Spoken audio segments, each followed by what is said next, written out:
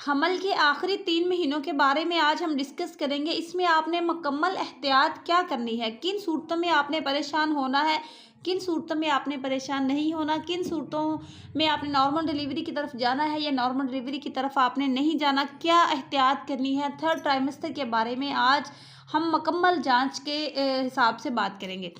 अब सबसे पहली चीज़ आपने थर्ड ट्राइमेस्टर में देखना है कि आपका ब्लड प्रेशर हाई तो नहीं हो रहा।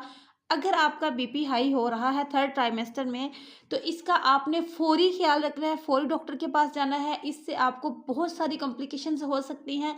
फर्स्ट चीज़, आपकी बच्चे की ग्रोथ रुक सकती है। बीपी हाई से आपको बच्चे का पानी जो आपका ज़्यादा हो सकता है, बच्चे का पानी कम हो सकता है। आपके बच्चे की जो ग्रोथ रुकने की वजह से आपका बच्चा आईयूडी यानी कि पेट के अंदर आपके बच्चे की डेथ भी हो सकती है। या फिर आपके वक्त से पहले आपको दर्दें लग सकती हैं, वक्त से पहले पानी की थैली लीक हो सकती है।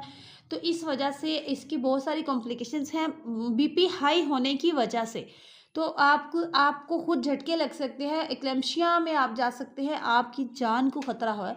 बीपी हाई होने की वजह से सिर्फ बच्चा नहीं, माँ की जान को भी खतरा होता है।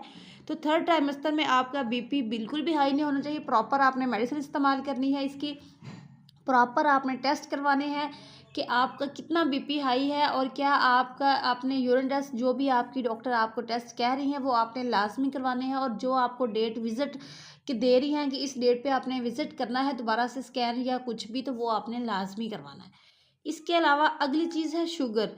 थर्ड ट्राइमेस्टर में आपको शुगर नहीं होनी चाहिए। इससे या तो बच्चे का वज़न बहुत ज़्यादा हो जाता है या फिर आपके बच्चे का वज़न बहुत कम हो सकता है। शुगर की वजह से आपको मसाइल हो सकते हैं। आपकी बार-बार जब आपको पेशाब आ रहा है, बार-बार आप वॉशरूम जा रहे हैं, बार-बार आपको वज़न फ़ील हो रहा है, तो इसकी वजह से आपको इन्फेक्शन हो जाता है, जिसकी वजह से भी आपकी पानी की थैली लीक हो सकती है। वही इन्फेक्शन पहले ये वेजाइना में होता है, फिर ये इन्फेक्शन आपको ऊपर यूट्रस में जाएगा, यूट्रस से ऊपर मूव करके ये पेल्विस में चला जाएगा। जब ये इन्फेक्शन पेल्विस में जाएगा, तो पेल्विस से आपकी बच्चे की पानी की थैली को लीक करता है, जिससे पानी ही टाइम से पहले पड़ सकता है। और जब पानी टाइम से पहले पड़ता है, अगर पानी टाइम से पहले ना भी पड़े तो नॉर्मल डिलीवरी के दौरान जब बच्चा बर्थ कैनाल से गुज़र रहा होता है सॉरी, तो उस वक़्त वो जो इन्फेक्शन होता है वजाइना का वो बच्चे को लग जाता है, जिसकी वजह से बच्चे की आँखों का मसला हो सकता है। नॉर्मल डिलीवरी के बाद आपने देखा होगा बच्चों की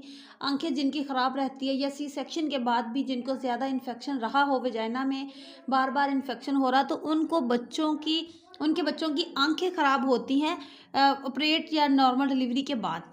तो ये चीज़ आपने एहतियात करनी है। इसके अलावा प्लेटलेट्स कम हो सकते हैं आपके, तो वो प्लेटलेट्स कम आपके बीपी हाई होने की वजह से या शुगर की वजह से भी हो सकते हैं। तो प्लेटलेट्स तो वैसे ही जैसे ही एक औरत को हमल होता है, तो क्योंकि इम्यूनिटी सिस्टम उसका कम होना शुरू हो जाता है हमल के दौरान। लेकिन अगर साथ ही में ये बीमारियां अटैक हो जाएं, तो आपके प्लेटलेट्स जो है वो और कम होना शुरू हो जाते हैं, यानी कि आपकी ताकत कम हो जाती है, आप में ताकत ही नहीं रहती। तो इसके लिए क्या करना है, इसके लिए आपने बाकायदा चेकअप, टेस्ट, मेडिसिन और डाइट बहुत ज़्यादा ज़रूरी है। चेकअप टेस्ट के अलावा सबसे पहले नंबर पे डाइट आती है, क्योंकि आपकी बॉडी में एनर्जी होगी तो आप हर बीमारी से लड़ सकेंगे। शुगर वाले मरीज़ को तो वैसे भी बहुत अच्छी डाइट की ज़रूरत होती है। इसके साथ साथ अगर आपका प्लेसेंटा प्रीविया है, तो आपने बहुत ज़्यादा एहतियात करनी है थर्ड ट्राइमेस्टर में। या कोई भी कॉम्प्लिकेशन आपको डॉक्टर ने बताई है, तो आपने बहुत ज़्यादा एहतियात करनी है। आपको बेड रेस्ट बताई है, तो आपने बेड रेस्ट ही करनी है। अगर आपको बेड रेस्ट नहीं बताई, तो फिर आपने सुबह शाम आपने वॉक करनी है 2 टाइम, या आपके घर में सीढ़ियाँ हैं तो सीढ़ियाँ चढ़नी है। अगर आपको कोई भी प्रॉब्लम नहीं है, तो फिर आप नॉर्मल डिलीवरी ईज़िली कर सकेंगे। अगर आपका को प्रॉब्लम्स हैं, आपका कोई ना कोई मसला आ रहा है, आपकी डॉक्टर बता रही है कि आप रिस्क नहीं लें, तो आपने रिस्क नहीं लेना। प्लेटलेट्स कम होने का एक मैसेज किया है मुझे कल मेरी किसी भी फॉलोवर ने, तो उसको उसके लिए ये मेरी वीडियो में ये लाइन है कि वो परेशान ना हो, टेंशन ना लें, इंशाल्लाह आप बिल्कुल ठीक होंगी। आपका कमेंट मैंने पढ़ लिया था, रिप्लाई भी दिया था, वो बार-बार मुझसे पूछ रही थी, तो आप बिल्कुल बेफ़िक्र हो जाएँ। आप जो प्रॉपर आपको मेडिसिन बताई गई है, आप वो खाती रहें। इसके अलावा अगर आपको शुगर है, तो आपके बच्चे का वज़न ज़्यादा हो सकता है। वज़न जब आपके बच्चे का ज़्यादा होगा, तो आपका बेबी की नॉर्मल डिलीवरी नहीं हो सकती। नॉर्मल डिलीवरी अगर करवाएँगे भी, तो कंधे जो होते हैं वो अंदर फँस जाते हैं, हेड बच्चे का बाहर होता है, तो कंधे बाहर निकालने में कुछ टाइम लग जाता है। वो फिर आपकी बेबी की इंजरीज़ हो सकती हैं, कहीं न कहीं बच्चे को कोई ना कोई प्रॉब्लम हो सकती है। इसलिए आपने, अगर आपको शुगर है, आपके बच्चे का वज़न ज़्यादा है, तो आपने नॉर्मल डिलीवरी का रिस्क नहीं लेना, आपने सीधा सी सेक्शन पे जाना है। इसके अलावा अगर आपकी डिलीवरी हो भी जाए, तो इसके बाद आपके नॉर्मल डिलीवरी हो भी जाए वज़न ज़्यादा बच्चे की होने की वजह से, तो बाद में आपका बच्चे को नुकसान तो जो होना ही होना, माँ की जान को नुकसान ये होता है कि माँ पीपीएच में चले जाती है।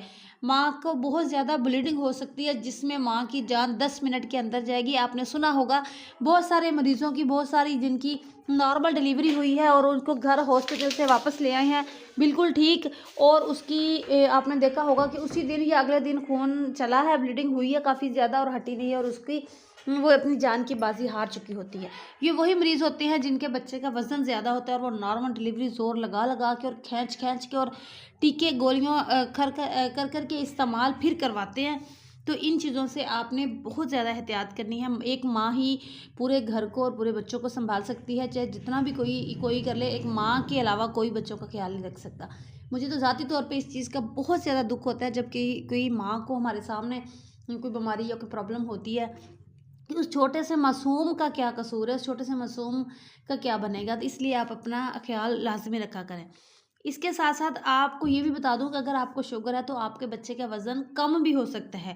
ज़रूरी नहीं है कि आपको शुगर और आपने सोच लिया आपके बच्चे का वज़न ज़्यादा है। आपने बाकायदा अल्ट्रासाउंड करवाना है, चेकअप करवाना है कि आपके बच्चे का वज़न बढ़ने के बजाय कम भी हो सकता है, या ग्रोथ रुक सकती है। वहीं पे वहीं आपके बच्चे की ग्रोथ रुक गई है, मज़ीद आपका बच्चा बढ़ ही नहीं रहा, तो वक्त से पहले इस वजह से भी दर्दें लग जाती हैं, वक्त से पहले ही आपके बच्चे की डिलीवरी हो जाती है।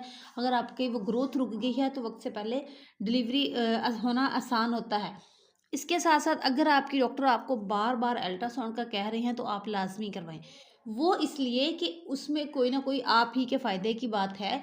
जो डॉक्टर आपको बार बार अल्ट्रासाउंड का कह रही हैं तो आपने लाजमी करवाना है। जब आपने अल्ट्रासाउंड करवाना है तो उसमें आपने एक चीज़ देखनी है। पहली चीज़ तो आपने कलर डॉपलर स्कैन करवाना है। दूसरी चीज़ आपने देखनी है कि आपके बच्चे की कॉर्ड छोटी तो नहीं है, ओवल का नाड़ू जो होता है ना वो तो नहीं छोटा। अगर वो छोटी है तो आपने नॉर्मल डिलीवरी का रिस्क नहीं लेना। इसमें भी नॉर्मल डिलीवरी नहीं होती, क्योंकि वो बच्चा डिलीवर होना होता है, प्लेसेंटा अंदर यूट्रस के साथ जुड़ा हुआ होता है, और बच्चा डिलीवर होके बाहर आ जाता है तो वो उसकी कॉर्ड की लंबाई कम से कम 50 सेंटीमीटर होनी चाहिए नॉर्मल डिलीवरी के लिए। अगर कॉर्ड की लंबाई 40 सेंटीमीटर है तो आपकी नॉर्मल डिलीवरी नहीं हो सकती। 40 या इससे कम, 50 होनी चाहिए, 45 भी चल जाएगी। तो ये थी मेरी आज की वीडियो। उम्मीद करती हूँ कि मेरा समझाने का तरीका आपको पसंद आया होगा। अगर किसी बहन का कोई भी सवाल है, आप मुझे इंस्टा पर कमेंट में ज़रूर बताइएगा, मैं आपको ज़रूर रिप्लाई दूँगी बिल्कुल फ्री। जितनी नॉलेज मेरे पास है मैं अपनी बहनों के साथ ज़रूर शेयर करूँगी।